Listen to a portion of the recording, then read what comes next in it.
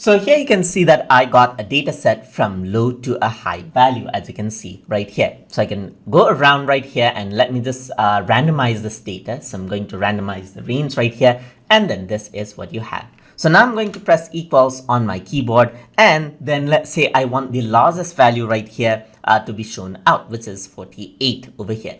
So I'm going to press equals and I'm going to type in large right here, just like this. I'm going to open up the bracket over here and select out the data range. I'm going to press comma right here, and then I'm going to say 1 because I want the highest value right here. Press enter and 48 comes as the value right here. If I were to do 2 right here, then it will show the second largest value right here, which is 45, as you can see right there. And I can go around over here and press 3 right here. Then what happens is that you see 42.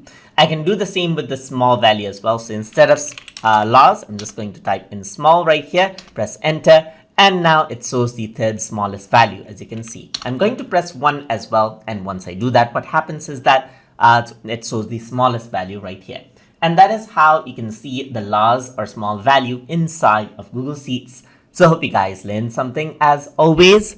And as always, please like, comment, share, and subscribe.